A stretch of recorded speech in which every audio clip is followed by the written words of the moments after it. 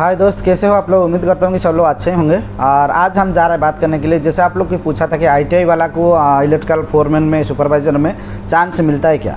देखिए, आईटीआई वाला काम मालूम है तो आपको प्रोजेक्ट के अंदर में ड्राइंग रीड करना मालूम है और आपको टीम गाइड करना मालूम है तो फिर भी आपको कोई दिक्कत नहीं होगा। आप फोरमैन में भी काम कर सकता है, सुपरवाइज़र में भी काम कर सकता है, कोई भी कंपनी आपको चांस देगा। पहले आप टेक्नीशियन में आ जाएगा, आईटीआई करके आप लोग टेक्नीशियन में आ जाइए। फिर टेक्नीशियन में काम करने के बाद फिर आपका काम दिखाइए, आपका टैलेंट दिखाइए कि मैं एक टीम लीडर जैसा टीम को संभाल सकता हूँ, काम सबको समझा सकता हूँ, जितना भी ड्राइंग है, शेड्यूल है, एसएलडी है, ये सब मैं पढ़ सकता हूँ, इसके ऊपर मुझे नॉलेज है और काम के ऊपर आपको पूरा आइडिया आ गया तो आपको कोई भी कंपनी आप फोरमैन के लिए आप जब स्टार्ट करेंगे कि किधर भी इंटरव्यू देने के लिए, ये सब आपको क्वेश्चन आंसर आएगा। ये क्वेश्चन आंसर आपको अच्छा से आप डील कर सकते हैं, उसको फेस कर सकते हैं तो फिर आपको कोई भी कंपनी सुपरवाइज़र फोरमैन में चांस दिएगा। ऐसा नहीं है कि आईटीआई किया हूँ तो मैं सिर्फ टेक्नीशियन में ही काम करेगा। आपको आईटीआई किया है तो आपको कंस्ट्रक्शन में आएगा तो आपको सुपरवाइज़र फोरमैन बनने के लिए थोड़ा जल्दी हो जाएगा। लेकिन जो मेंटेनेंस फील्ड होता है ना, उसमें जो फैसिलिटी मैनेजमेंट होता है उसमें आप लोग को चांस नहीं मिलेगा सुपरवाइज़र के लिए।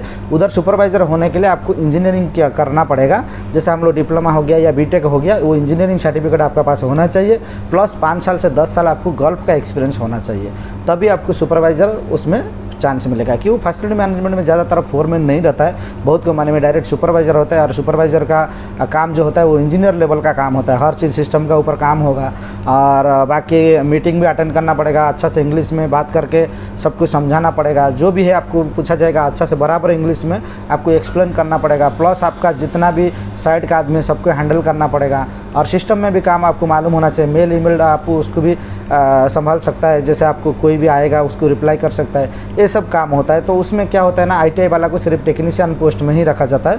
बहुत ज़्यादा साल हो गया, 10 साल 15 साल काम कर दिया तो फिर उसको टीम लीडर का दे सकता है, लेकिन सुपरवाइज़र का, इंजीनियर का पोस्ट नहीं दे सकता है। सही है, ये फैसिलिटी मैनेजमेंट में। लेकिन कंस्ट्रक्शन मैनेजमेंट, जो कंस्ट्रक्शन कंपनी है, कंस्ट्रक्शन फील्ड में आप लोग को जल्दी चांस मिल जाएगा। जैसे आईटीआई आप करके आया, आप 1 साल काम करने के बाद आपका पूरा सब कुछ समझ आ गया, इधर का काम के बारे में, इधर का ड्राइंग के बारे में, इधर का एसएलडी बारे में, शेड्यूल बारे में, हर केबल साइज, हर चीज़ के ऊपर आपको काम का नॉलेज आ गया, टेस्टिंग, कमीशनिंग, तो फिर आप 1 साल के बाद आप दूसरा कंपनी या वही कंपनी में भी आपको चाहे तो आपका सीनियर सुपरवाइज़र या इंजीनियर आपको प्रमोशन कर सकता है जूनियर फोरमैन के लिए।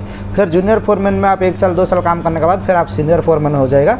सुपरवाइज़र होने के लिए भी कोई दिक्कत नहीं है। मतलब मेरा बोलने का यही है कि एक आईटीआई टेक्नीशियन को जो कन्फ्यूज है, मैं आईटीआई किया हूँ, डिप्लोमा नहीं कर पाया या बीटेक नहीं कर पाया, मेरा फैमिली प्रॉब्लम या मेरे को थोड़ा ज़्यादा कुछ ऐसे मतलब स्टडी करने में दिक्कत हुआ किसी प्रॉब्लम वजह से, तो मेरा लाइफ ही टेक्नीशियन में ही चला जाएगा, ऐसा बिल्कुल भी नहीं है। बहुत सारे आदमी तो बिना मतलब आईटीआई का कुछ भी नहीं, आईटीआई नहीं है, डिप्लोमा नहीं है, कुछ भी सर्टिफिकेट नहीं है, लेकिन यहाँ आके वो लोग 5 साल 6 साल काम करके उसके बाद वो लोग डायरेक्ट सुपरवाइज़र फोरमैन भी बन गया है बिना कोई टेक्निकल सर्टिफिकेट का वजह से। सही है, तो आप भी बन सकता है। ऐसा मत सोचिए कि मैं आईटीआई किया हूं तो मैं सुपरवाइज़र फोरमैन नहीं बन सकता है, ऐसा बिल्कुल भी नहीं है। आप आइए, आपका टैलेंट के ऊपर आपको डिपेंड करता है, आपको सुपरवाइज़र फोरमैन आप बन सकते हैं या नहीं बन सकते हैं। तो ऐसा टैलेंट बनाइए, आप लोग टाइम मत वेस्ट कीजिए, कोई भी कंपनी में आ जाइए। टेक्नीशियन में थोड़ा कम सैलरी है तो मुश्किल नहीं है, पहले 2 साल आप लोग इधर ट्रेनिंग ले लीजिए, हर चीज़ सीख लीजिए, उसका साथ साथ में भी आपका कमाई भी हो जाएगा, फिर आपका फ्यूचर अच्छा से जल्दी ग्रो करेगा। सही है, तो मेरा यही था छोटा सा वीडियो में आप लोगों को बताने के लिए। आईटीआई वाला भी फोरमैन बन सकता है, फोरमैन, सुपरवाइज़र कुछ भी बन सकता है, वो उसके ऊपर डिपेंड करता है वो कितना जल्दी काम सीखे, हर चीज़ मालूम करके वो संभाल सकता है। फोरमैन का काम क्या होता है, फोरमैन का काम मेरा ऑलरेडी बहुत वीडियो है चैनल में, आप लोग जाके देख सकते हैं। फोरमैन का क्या रिस्पॉन्सिबिलिटी है, फोरमैन का डेली एक्टिविटीज़ क्या है, क्या क्या वो डेली उसको क्या फॉलोअप करना पड़ेगा, क्या काम करना पड़ेगा, उसको क्या डॉक्यूमेंट के ऊपर काम करना पड़ेगा, उसका जिम्मेदारी क्या होता है, वो सब मेरा चैनल में वीडियो है, उसके ऊपर आप लोग जाके देख सकते हैं। फिर आप लोग को क्लियर समझ आ जाएगा कि आप फोरमैन बन सकते हैं या नहीं बन सकते हैं। सही है, थैंक यू सो मच। छोटा सा वीडियो में आप लोग को यही समझाने के लिए कोशिश किया कि जितना भी मेरा व्यूअर्स है, जो भी मुझे रिप्लाई करता है उसके ऊपर वीडियो में ज़रूर बनाता हूँ। तो इसके लिए कोशिश किया कि छोटा सा वीडियो में आपका कन्फ्यूज दूर करने के लिए। ये वीडियो कैसा लगा मुझे कमेंट्स करके बताइए। Thank you so much.